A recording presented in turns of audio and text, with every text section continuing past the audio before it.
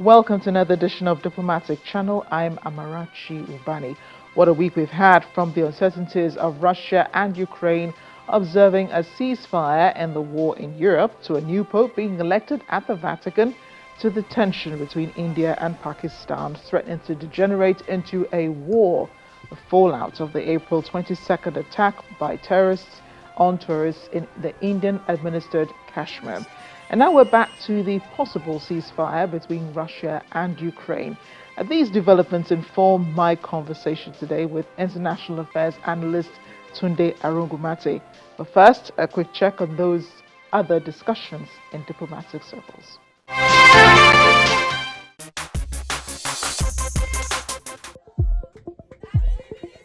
The Nigerian Ministry of Foreign Affairs has announced the repatriation of 78 Nigerians who were victims of human trafficking from Abidjan, Côte d'Ivoire. Their repatriation was facilitated by the Nigerian Embassy in Abidjan, NAPTIP, the Nigerian community in Abidjan, and the International Organization for Migration, in collaboration with Air Peace Airlines at no cost to the federal government. The special flight arrived at the Murtala Mohammed International Airport, Ikeja, on Saturday. The ministry, in a statement, reiterated its unwavering commitment to protecting Nigerians, combating human trafficking, and condemns an inhumane and criminal act which exploits vulnerable individuals, especially underage girls. It also commends the chairman of Air Peace Airlines, Dr. Alain Onyema, for his patriotism and kind-hearted intervention, while calling on civil society groups, international partners, and the general public to join efforts in eradicating the menace.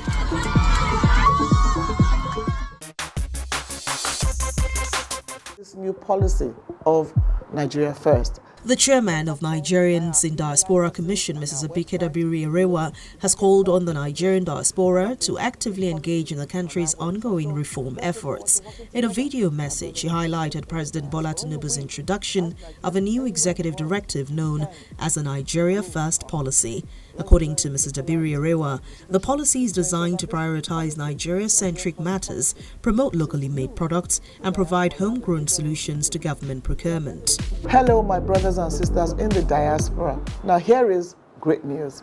For the first time in the history of our country, President Bola Ahmed Tinubu has signed an executive order for what is known as the Nigeria First policy. Now this policy prioritizes everything Nigerian first. It promotes homegrown solutions to government procurements. So my brothers and sisters in the diaspora, this is an opportunity for you to key into this initiative. This is an opportunity for you to bring your expertise, your knowledge, your talent back home to Nigeria. Here at the Nigerians in Diaspora Commission, we are here to work with you and work for you.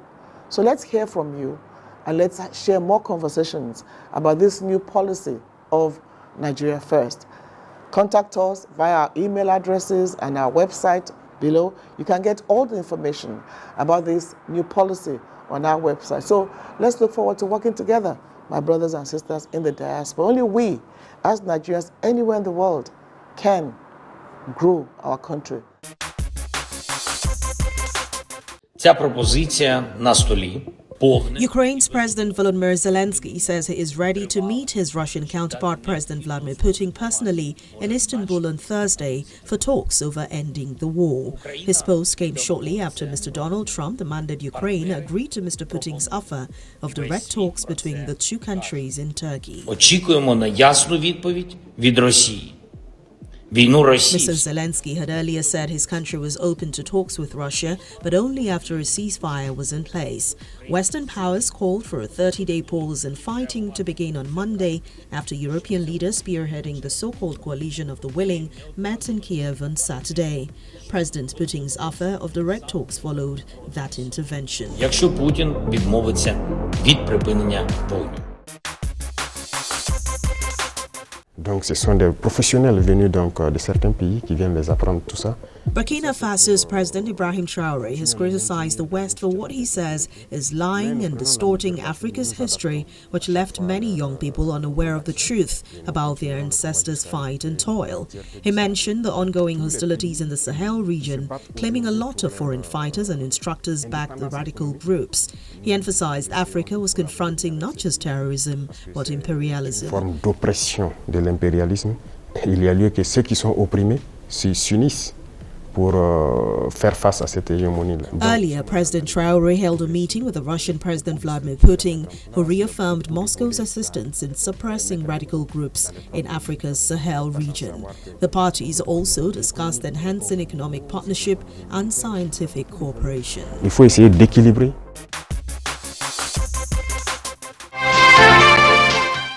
Welcome back. Ukraine's President Volodymyr Zelensky says he's ready to meet the Russian President Vladimir Putin for ceasefire talks, adding Russia's consideration of ending the war is a positive sign. Kyiv expects Russia to confirm a ceasefire full, lasting and reliable starting Monday, May 12, 2025. But the Russian president has called for direct talks with Ukraine on May 15. This decision came hours after European leaders met in Kyiv to demand a 20-day ceasefire. On Saturday, the leaders of Germany, France, the United Kingdom and Poland met in Kyiv and told the Russian president to agree a 30-day ceasefire starting May 12 or face possible massive sanctions. The demand came with the backing of the White House after a joint phone call with President Donald Trump. They said the ceasefire should be observed on land, at sea and in the air.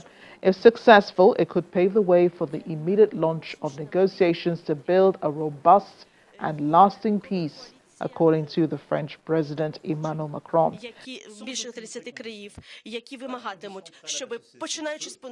Meanwhile, the new Pope, Pope Leo XIV, who was elected on Thursday last week, held his first Sunday address at the Vatican.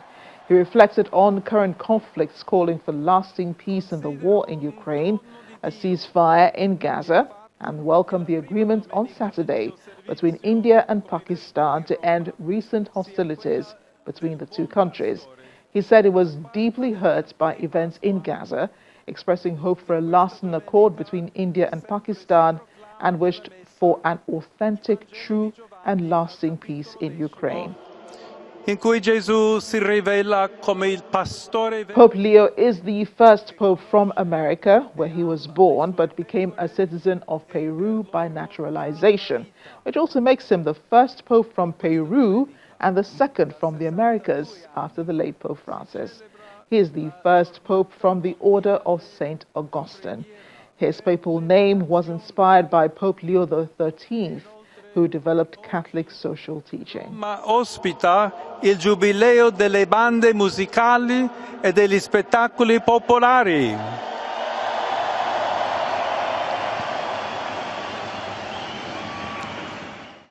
The other topic making headlines as well, as we headed into the weekend, was a ceasefire appearing to hold between India and Pakistan hours after the nuclear-armed rivals accused each other of violating a truce that brought them back from the brink of an all-out war.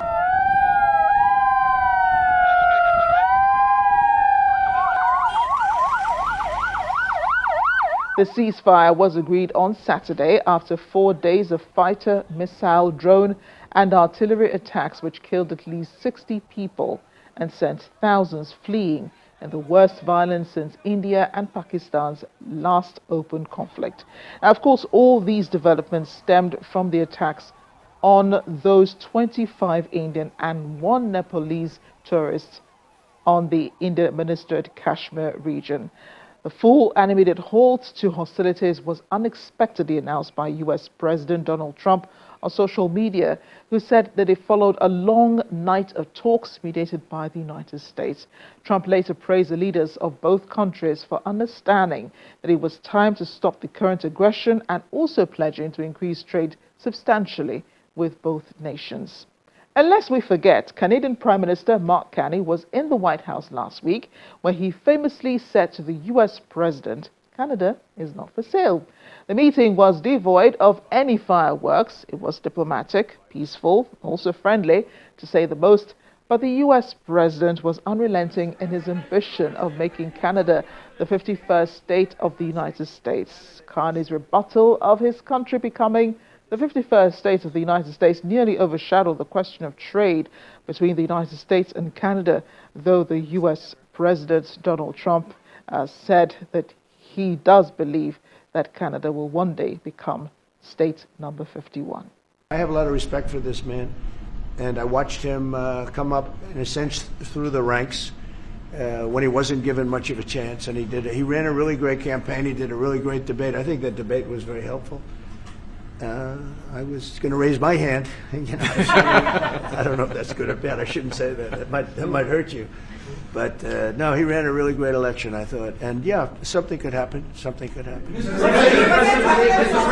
Yeah, please. What's the top concession you want out of Canada? The top concession you want out of Canada? Concession? Yes.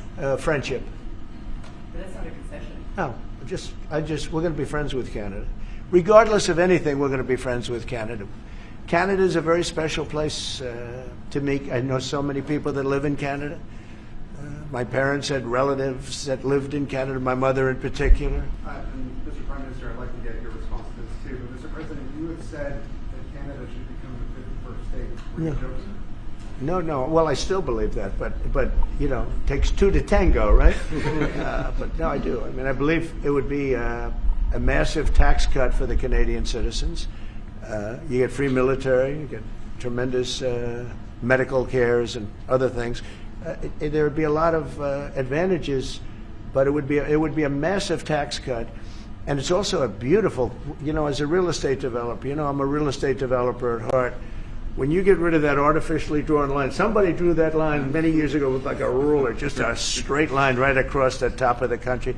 When you look at that beautiful formation when it's together, I'm a very artistic person, but when I looked at that beauty, I said that's the way it was meant to be.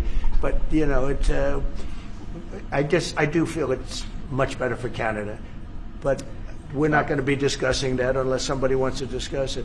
I think that there are tremendous benefits to the Canadian citizens, tremendously lower taxes, free military, which honestly we give you essentially anyway because we're protecting Canada if you ever had a problem. But I think it would really be a wonderful marriage because it's two places that get along very well. They like each other a lot. Well, if I may, as you know from real estate, there are some places that are never for sale. That's true. We're sitting in one right now, Buckingham Palace that you visited as well. That's true. And having met with the owners of Canada over the course of the campaign last several months, it's not for sale, won't be for sale ever.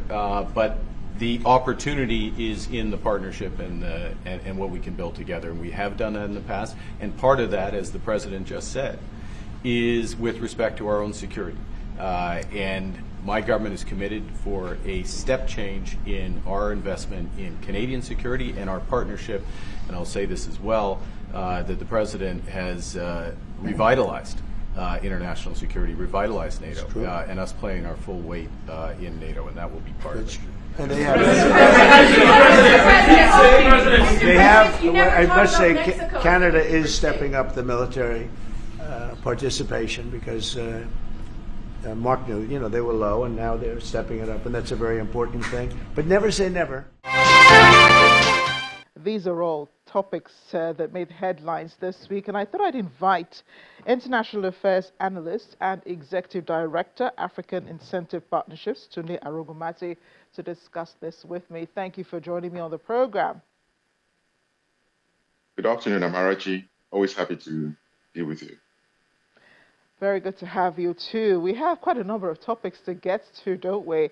So let's begin with the latest between Ukraine and Russia. President Volodymyr Zelensky wants a ceasefire to begin by May 12, but the Russian president wants to have face-to-face talks by May 15. Zelensky says the fact that Putin has agreed to possible ceasefire talks and the fact that he's open to a ceasefire shows that for the first time Russia is being sincere. Putin himself is being sincere. Do you think that direct talks between Putin and Zelensky will take place eventually, either May 15 or May 12, whenever, sometime during this week? Well, that remains to be seen, considering Trump's rather uncertain stance on the issue, because President Trump is actually supposed to be brokering peace between these two parties, but you would know that he has over time been seen to be leaning more towards preaching, to the extent that he seems to actually have weakened Ukraine's hand in accepting, seemingly accepting conditions that are not amenable to Ukraine's benefit. But considering the fact that, well, he's done his deal with Ukraine, or rather, well, they have like a memorandum of understanding regarding these resources or minerals deal with Ukraine, he might have behind the scenes stepped up pressure on Putin. So it's left to be seen how this plays out. But I do suspect that it might still not hold, because Putin is still, of course, like is reported every other day, still striking some targets, and it's left to be seen how sincere he is, in as much as he's usually not trusted to keep to his word.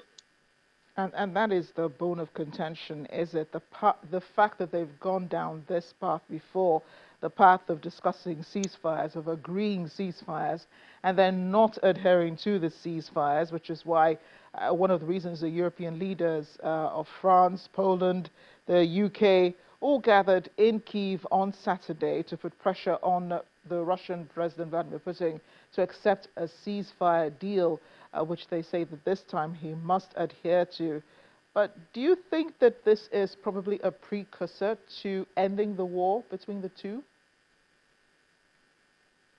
Well, again, I think it depends on how it is structured. Yes, like you rightly said, the pressure has been on Putin so far, and actually the event of the end of the Second World War that was celebrated across the West was used, of course, as leverage in this regard. So I see there being a possibility, but the problem will be elements from Ukraine's side of getting back to status quo in terms of occupation of territories, and also Putin's gains from the prevarication of Trump in going forward on this. So it's a situation in which it's now left to see what can be negotiated, considering the fact that Russia holds some very important territory, some strategic territory now that Ukraine would rather have it move away from, back off from, which I don't really see happening. But then, like you said, the pressure might be to the extent that there could be an element of progress, so to speak. But I'm not particularly sure about it putting a permanent end to the war in the short to medium term. Yes, and we do have to give some credit to the U.S. President Donald Trump for the efforts he's made, sending the envoy Steve Witkoff. That must have helped move things along, even though it's pretty hard to admit that. But we have to say that some effort on his part helped to bring us to this point, where we're seeing both sides actively agreeing to a ceasefire and to hold direct talks. Yes, yes. To be candid, there could be seen as a topical gesture. A topical gesture to the extent that I believe that Trump would have done much more if he had pushed his weight around earlier than this. He could have done a lot more. But then, because I see him approaching things from a transactional angle, and of course, he would, by nature, want to protect what he now sees as his deal with the Ukraine. So, to the extent that I do agree with you that he does have could have some credit given to him, but I would say that he would have pushed his weight much faster and much more forcefully. And I hope that he keeps online, because he himself is not a particularly steady person when it comes to being consistent on these things. That is my personal opinion. And this week, interestingly, well, they're referring to him as an American Pope, but he was only just born in America, but then he spent the rest of his life outside of the U.S. He has Peruvian citizenship. I'm talking about Pope Leo the 14th, who has taken over since after the death of Pope Francis. Do you think that his voice, because at his first Sunday Mass, he did pray for conflict-ridden areas, and he mentioned Ukraine. He also mentioned the Middle East, the war in Gaza, and so on. Do you think that his voice could help swing that pendulum to bring about peace in Ukraine or in the rest of the world, just like Pope Francis did? Yes, and I think, actually, I think it was a strategic move. I do not want to preempt how the Vatican came about choosing him, but I think it was a very wise and strategic move to choose, or you might want to call it the divine providence, to get an American-born Pope in place. In fact, you could see how Trump rushed to, accept him as a product of America. And I think, yes, his voice could carry weight. And to the extent that, why I say strategic, that look, here's an American Pope who now has the responsibility, if he wants, to now face Trump on the elements of immigration problems and all the other mores that Pope Francis tried to get to do but couldn't quite succeed to do. And the fact that, interestingly, also comically so, Trump himself sees himself in the mold of the Pope shows that somewhere deep down he has, even though in a rather bizarre way, shows that he somehow has respect for the position of Pope. And I think the Pope will be able to use this leverage to get Trump to comply with some elements of social engagement, if you want, in terms of the issue of immigration, like I said, and some of the other issues that Pope Francis was trying to pursue with him going. Now, we almost forgot, this topic. The Canadian Prime Minister, Mark Carney, visiting Donald Trump in the White House, and, him famously just nicely putting it to the U.S. president, Canada is not for sale. I believe he said, well, speaking to the owners of Canada, and I know that, in real estate, and I'm sure that, as you know, there are some areas that are not for sale. Canada, for example, the White House, Buckingham Palace, and then he said, Canada is not for sale. Do you think that the message has been driven home now to the U.S. president, the Canadian Prime Minister having told him in the White House? Very much so. I must commend Right Honorable Mark Carney for what is the brilliant, I don't know what to put it, outing, let me just use that word, at the White House. Because, like I said the last time I spoke with you on this, Canada is poised to take the leadership role in the New World Order. Now, what Donald Trump managed to do was, as usual, try to stage a reality TV show of what really should be a very serious diplomatic engagement. And Carney had come with a game plan. And before he left Canada, I don't know if you listened to this, we're here in Canada, he had promised that, he had asked, he had played expectations very low. He says, look, there's probably not going to be any white smoke coming out of the White House meeting, but one thing is, I'm going to go there and I'm going to state our case, Canada's case, and state it very clearly, which is what he did. And you can see Trump was rambling around on so many things. And you can see that what Carney has done on in a very cunning way, is that he has shown the world who the true leader is. Just go back and play back that reel. And then who is the true leader of the new world? I said this, and I'm not joking. Canada has come to the conclusion through the leadership of Prime Minister Mark Carney to step forward, knowing that there is a gap. Nature abhors a gap. There's a gap in the leadership of the world order. Trump is out to, I don't know, set up some kind of gangster paradise, putting himself in the middle of world affairs, in the world economy, trying to control everything, and it is backfiring on him. And you will see, he claims no real deal except the, I don't know what I call a non-deal with the UK, which is really doesn't really amount to much. So he's now desperate, and he's now crushed under the weight of his own what of course has been referred to across the world as dumb tariffs, and he's under pressure now. He's now on the back foot. But you could see that at the end of the day, Mark Carney was able to make his point. Canada is not for sale, and it is straight over there. And he has, by that very means, also positioned himself as the new leader of the emerging new world order. So that is my take on that. And I think that, honestly, once again, I can only but, commend Mark Carney's very, very strategic encounter in the Oval Office. Indeed. And they didn't really get to talk about tariffs. And I think that the U.S. president did say there was nothing that Carney could do about tariffs while he was at the White House. We were not made to expect anything on that, because he had said it. You see, what a lot of people do not realize is Carney was not there to, he knew, for instance, the UK deal, for instance, there are no real serious changes in the tariff except for a few cosmetic things here and there. And I wonder why Keir Starmer would think that that is a very amazing thing. It's like Kemi Badenoch has rightly said, he's more or less shafted from my point of view. I agree with her. I seldom agree with her, but I agree with her that he has shafted the UK side of the discussions or negotiations, because they amounted to little or nothing. And it was all because, of course, he was trying to save face from his Brexit.